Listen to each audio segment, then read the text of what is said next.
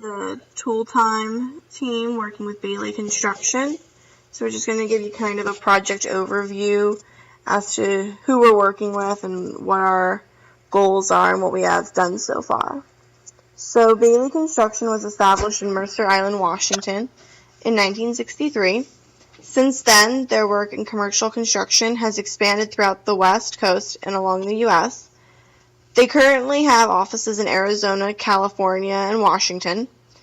Bailey is constantly seeking to improve their internal business practices and has sought out our team to develop an efficient, user-friendly way to manage their existing tool rental system. Internally, Bailey rents tools to employees from their warehouses and currently has no way of managing these rentals. They would like our team to develop a system that will allow employees to rent and return tools by scanning barcodes, create reports based on rental history, and manage tool inventory. Bailey is a relatively large company, so our team is going to be working mostly with the Arizona office, which is the smallest of the three. The current system that Bailey is using is very difficult for the Arizona office to utilize because they are so far away from all of it.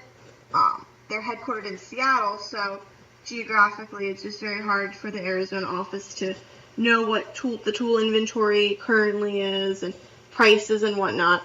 So they need a system where they're better in touch with what's currently available and what they can use, because this is a profit center for Bailey. They produce money by renting their own tools to their own employees.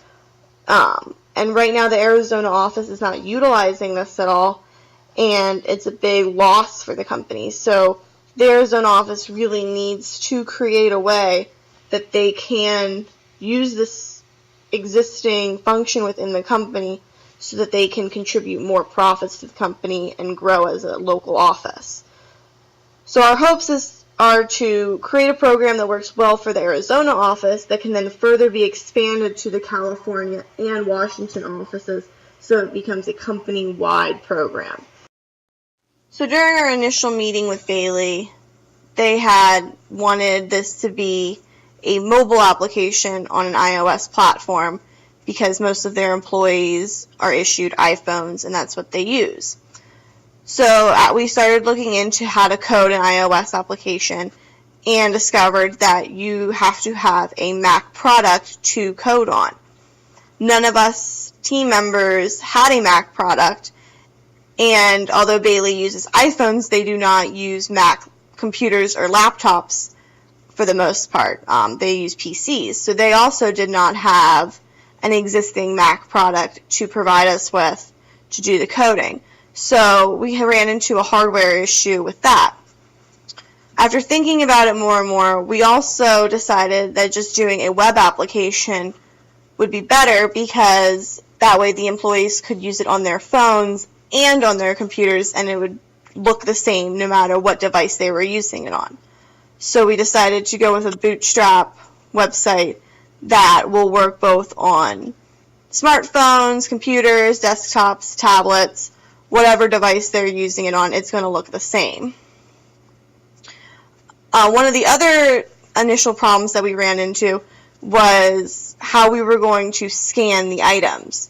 All of the tools do have a barcode on them, and initially we were thinking they were more of a traditional barcode with a very long skew of probably about 12 digits, which would not be very user-friendly to type in. So we were looking into how to create a barcode scanner within a web application. We didn't get very far into our research because we decided that it would just be easier and actually more user-friendly for them to just type it in once we discovered that the existing barcodes are only 6 digits long. Be no more difficult than typing in a zip code. So we moved away from the scanning idea and just went to the typing, and we presented that back to Bailey, and they also agreed that this was a better direction to go in and would end up being more user-friendly in the long run. We began actually coding our website. We actually realized that you wouldn't really ever even need to type in the barcode number because our website is being based off of a library's website. So it's going to have a search function where people are going to search for the tool, and then they're going to see the tool they want, and they're going to select it from a list. So the idea of having to have a scanning application or typing something in became obsolete when we decided to do a whole listing of every single tool that they have with a search function. So with our website currently, you can log in and you can see kind of what we're planning on doing. So right now we have a couple categories, and basically this is what a user would see when they log in.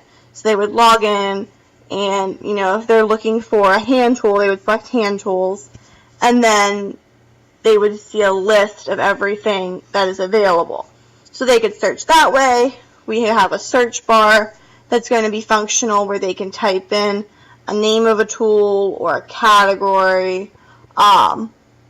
They could, if they knew about a tool that they had rented in the past and they did have the SKU, they could put that into the search bar to get that specific one if it's a very specific item and they want to make sure they get the same one. In that case, they could type the barcode number in up into that search bar. As for returning tools, like I said, it's basically going to be like any library website that you've ever used. When you log in, you're going to be able to go to your account and see what tools you currently have out. There's going to be a return function with that. So it's like I said, it's basically just going to be an internal library for these employees to use. We want to make it really user-friendly so that people use it and it becomes, second nature to them. This is what the tool check-in would look like. You could click on your tool check-in and see all of the tools that you currently have checked out in your name, and click on one and go ahead. I'm going to go ahead and briefly go through installation here with you. When you're on our GitHub repository, if you just want to head to releases, scroll down to the current version, currently 0.3, download that source code zip. As soon as it's done downloading, what you're going to want to do is go to it in the folder, and you're going to want to extract the files. And let's go down and find where we kept those. Here we go. So you're going to go to front end, and then public HTML, and then inside this folder are all the documents that you're going to need to copy into your web root. So let me pull open our FTP client, and I'll show you how I have that set up on our GoDaddy server. If I just go up here. So if you decide to use GoDaddy web hosting, you drop all of your HTML files into something called public HTML. That's where we have our whole copy here. And once you do that, as long as your web domain is live, you'll be able to log on immediately. There's just a few things you need to change. In the connect folder, there's going to be a server connect. You're just going to want to edit this file to whatever your own connection variables will be. These are the ones that we have set up for our MySQL server. That we also have hosted through GoDaddy. So if we head back to our folder that we downloaded here, and if we go to backend, right here is a SQL file that is an export of our database. You could use it as a sample. That has some of our own sample data in it, but if you've got your MySQL database set up and you just want to get all your fields set up automatically, the way we have them set up and functioning in the PHP scripts on the website, then that'll be a good starting point. From there, you can make some tweaks if you'd like, or then add your own data. So once we've got our database set up and we have all of those files dropped into our web root, we should be live on our site. And we can go ahead and log in with the login credentials that we have stored. And from there, we have all of our site functionality.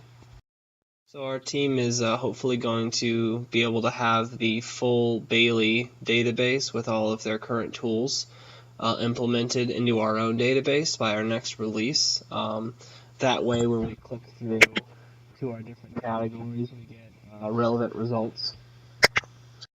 We'll also hopefully have some reporting functionality done, which will be found here in the admin panel. And other than that, that's all for us.